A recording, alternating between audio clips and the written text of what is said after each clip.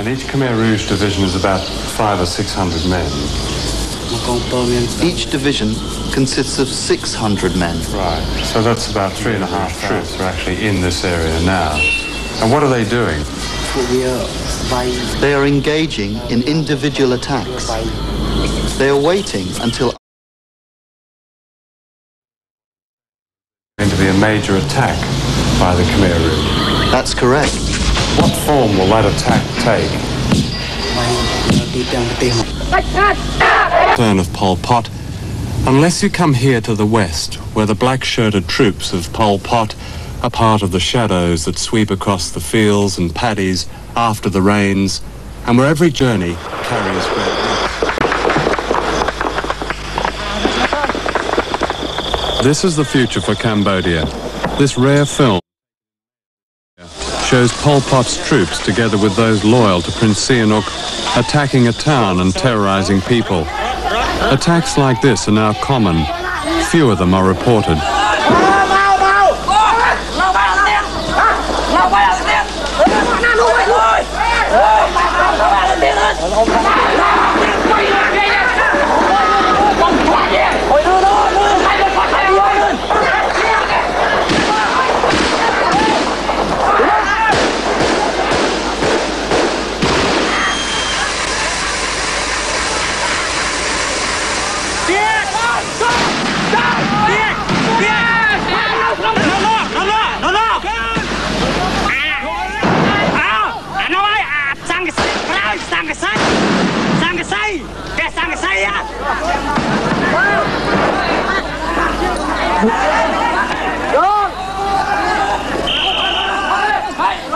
Once again, the Khmer Rouge destroy a hospital and satisfy their obsession for taking photographs not only of their victims, but of themselves.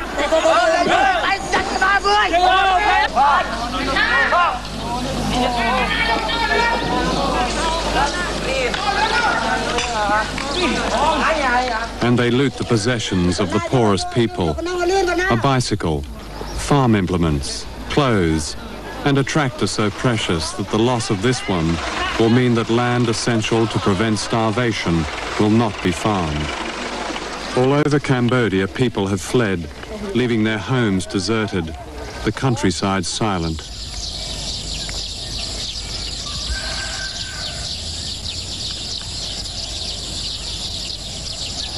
Of course, the Khmer Rouge would be nothing without the mines and weapons they receive, mainly from China, but also from other sources. Carried out without bloodshed, and the reports of executions were unfounded. This inspired many Cambodians to return home to a fate of torture and death. When you bring the Khmer Rouge back into the city, that means you bring the killing. In January 1970, Sihanouk departed for a vacation in France, a trip that would take him on to Moscow and Peking. He wanted help to curb the Vietnamese communist presence, which was arousing Cambodian hostility.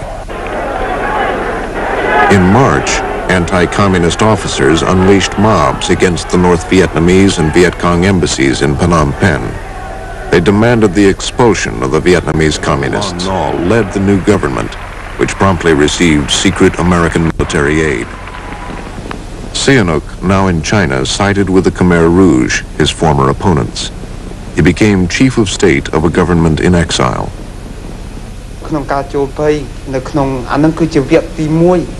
Sihanouk appealed from Peking over the radio.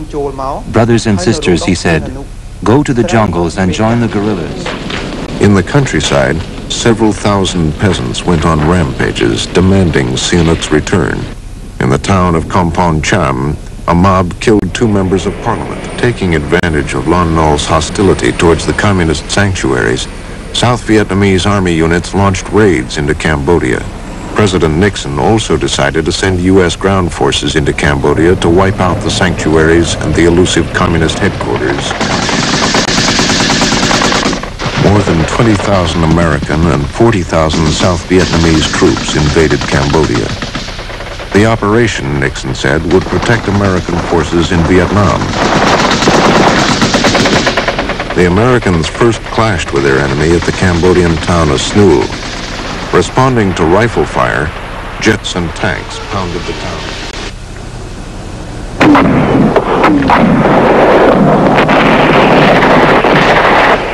Financed by American money, Cambodia's army, FANC, was now the best paid in Southeast Asia, but it was inexperienced and inefficient as it sought its elusive enemy. Okay, you stop right there. Some Cambodians had been fighting and training with the American Special Forces in Vietnam. You roll over, you know? You roll over. Okay, number one. The people go forward and fire. Bang! Bang! Bang! Bang! In that manner. They became the elite force in Lon Nol's army. We will yell at the top of our lungs. We will move. Ah! It's a fear. It makes a man scared, you know? Fear. In October 1970, Lon Nol ended the centuries-old Cambodian monarchy and created the Khmer Republic. With U.S. aid had grown fourfold to 100,000 men.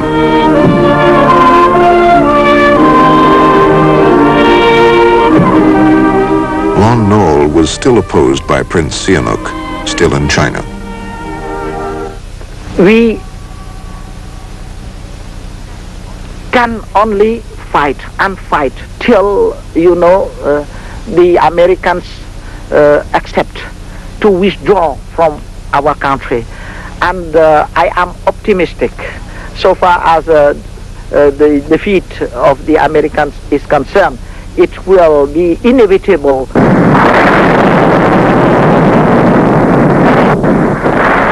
On January 22nd, 1971, the Vietnamese communists hit Phnom Penh for the first time, destroying ammunition dumps and oil supplies, and wiping out the Cambodian Air Force.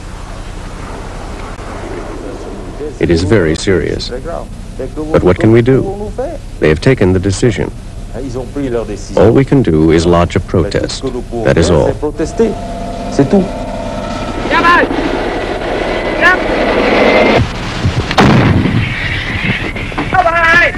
The United States planned the invasion and gave it air and artillery support.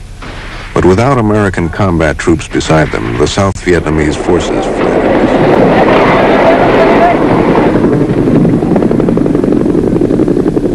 In Laos, the Nixon doctrine had failed. But in Cambodia, it was still intact. As American aid poured in, corrupt Cambodian officers invented phantom soldiers. A quarter of Cambodia's army existed only as names on pay slips, endangering the lives of those who fought on in understrength units.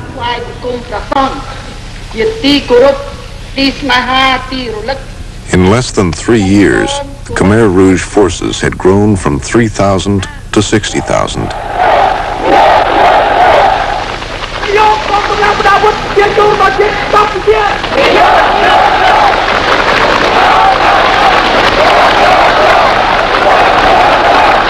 The Khmer Rouge were no longer completely dependent on their Vietnamese communist allies.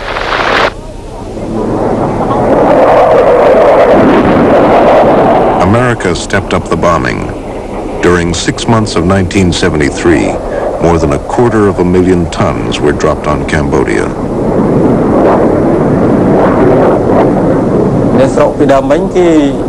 The ordinary people were terrified by them. With the end of American bombing, the tiny Cambodian Air Force was on its own.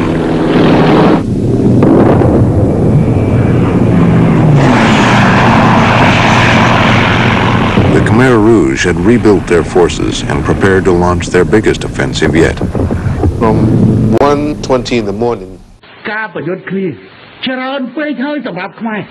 ហើយខ្ញុំក៏សូមខ្លាចហើយមេដឹកនាំចំនួនមុនដែលប្រើឈាមរាសធ្វើជាឆ្នន់ក្នុងការដណ្ដើមយកអំណាចហើយខ្លាចហើយទឹកឡើងត្រីស៊ីសមោចទឹកហើយសមោចទីត្រីជានយោបាយដែលគួរឲ្យខ្លាចពេលលន់នល់ឡើងមកសងទឹកទៅលើកម្លាំងដែលគ្រប់គ្រងតំណែងព្រះនរោត្តមសីហនុពេលដល់ពលពតឡើងមកសងសឹកទៅលើកម្លាំងដែលគ្រប់គ្រងតំណែងនរោត្តមសីហនុផងនិងទៅលើលោកនល់ផងប្រកាន់នឹងនៃការកាប់ចាក់មិនត្រូវការសម្លាប់គ្រា ទោះបីអ្នកនោះមានជំនឿសាសនាជាតិសាសន៍អ្វីជំនឿនយោបាយលើអ្វីជំនឿសាសនាលើអ្វីគឺត្រូវទុកលទ្ធភាពគឺអ្នកនៅទីក្រុងភ្នំពេញវិញទេដែលថ្ងៃណាក៏ថ្ងៃជេរប្រតិរដ្ឋាភិបាលដែរព្រោះគេមិនបានជេរវាផ្ទះបាញ់អាហ្នឹងផ្ទះបាញ់